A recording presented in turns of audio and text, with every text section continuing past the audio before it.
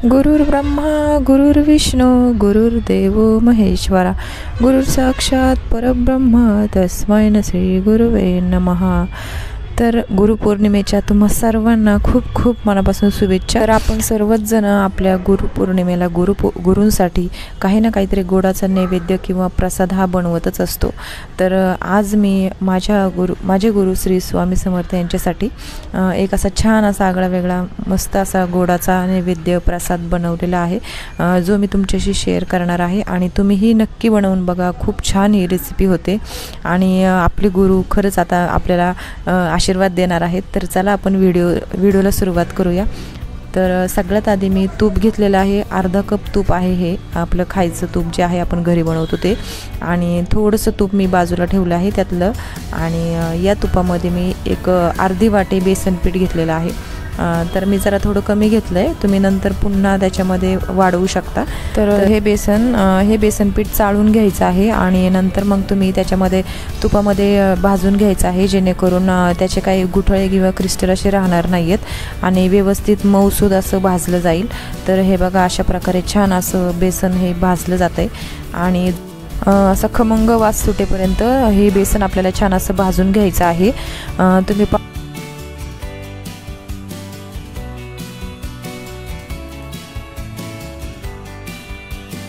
असं हे तूप रिलीज झालेलं आहे, म्हणजे तूप सोडायला लागलेलं आहे आणि हे बेसन पण जरा फुलतं। तर मी इथे एक वाटी बारीक रवा घेतलेला आहे आणि हे मेजरमेंट एकदम अचूक आहे। अर्धी वाटी बेसनासाठी एक कप म्हणजे एक वाटी असा बारीक रवा घेतलेला आहे। आणि तुमच्याकडे जर वाटी नसेल, जर कप असतील मेजरमेंटचे, तर ते तुम्ही यूज करू शकता, पण सहजासहजी कुणाकडे हे कप मेजरमेंट नसतात, त्याच्यामुळे मी वाटीनेच तुम्हाला हे मेजरमेंट दाखवलेलं आहे। आणि हे आपण टाकलेलं जे आहे ना रवा, तो व्यवस्थित असा छानपैकी भाजून घ्यायचा आहे, जेणेकरून त्याचा खमंग वास सुटेल। आणि याच्यामध्ये मी अजून ड्रायफ्रूट वगैरे टाकलेले आहेत, ज्याचे मी तुकडे केलेले आहेत, काप नाही केलेले। तर तुम्ही त्याच्यामध्ये खिसमिस पण वापरू शकता, पण शक्यतो आमच्या घरात तर नाही खिसमिस चालत, त्याच्यामुळे तुमच्याकडे जर आवडत असेल तर तुम्ही खिसमिसही टाकू शकता त्यात। तर अशा प्रकारे 10 ते 15 मिनटं आपल्याला हा रवा भाजायला लागतात। रव्याचं आणि बेसनाचं मिश्रण हे भाजायला लागतं, तर खूप असा छान खमंग असा वास येतो। तर हे तुम्ही भाजण्यासाठी आपल्याला 15 मिनटं तर आरामात जातात आणि हे लो फ्लेमवरच भाजायचं आहे। जास्त मोठा गॅस केला तर ते करपू शकतं, असा करपट वास लागतो। आणि याच्यामध्ये मी छान अशी एक चमचा वेलची पूड टाकलेली आहे, तुम्हाला जर आवडत नसेल तर तुम्ही स्किप करू शकता, पण याने खूप छान टेस्ट येते आपल्या पदार्थाला। तर कोणताही गोडाचा पदार्थ केला तर त्याच्यामध्ये वेलची पूड ही टाकली तर त्या पदार्थाला छानच चव येते। तर हे बघा, हा असा रवा भाजला गेला आहे, तुम्हाला दिसतोच आहे। तर अशा प्रकारे याचे वड्या पडल्यासारखं दिसते तुम्हाला, म्हणजे याच्यामधून सुद्धा तूप रिलीज होते आणि तूपसुद्धा सुटायला लागतं। तर हे बघा, तुम्ही पाहू शकता अशा प्रकारे। तर आपला हा रवा सगळा भाजून झालेला आहे, की असा थोडासा असा ब्राऊनसर कलर आलेला आहे। हे बघा, तुम्हाला मी जवळून दाखवते किती छान प्रकारे भाजला गेला आहे। तर हे मिश्रण आपल्याला एका ताटामध्ये काढून ठेवायचं आहे।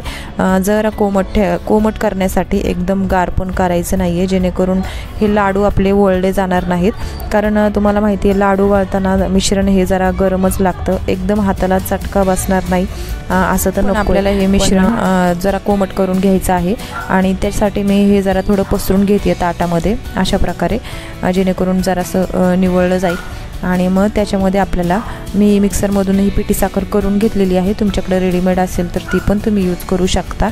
तर 1 कप अशी पिठी साखर यासाठी लागणार नाही आहे या मेजरमेंटने, तुम्हाला सांगते, कारण मी अर्धा कपच घेतली होती, म्हणजे 1 कपला पण थोडी खाली घेतली होती, तर त्याच्यामधली मी थोडीशीच घातली सगळ्यात आधी, कारण हा आपल्या चवीचा प्रश्न आहे। म्हणजे तुम्हाला जसं चव लागेल, किंवा जर खूप असं गोड हवं असेल तर तुम्ही जास्त टाकू शकता, किंवा जर कमी गोड लागत असेल तुम्हाला तर कमी टाकू शकता।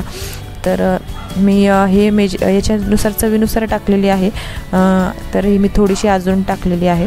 आणि यामुळे थोडंसं जे मिश्रण आहे ना, जे कोमट होतं ते थोडंसं मिक्स झालेलं आहे आणि छान प्रकारे असं तुपामुळे त्या पिठी साखरेला असं टेक्स्चर आलेलं आहे, जेणेकरून असं आपण दाबलं की तो लाडू असा वळला जातो आहे थोडासा। हे बघा, तुम्ही पाहू शकता।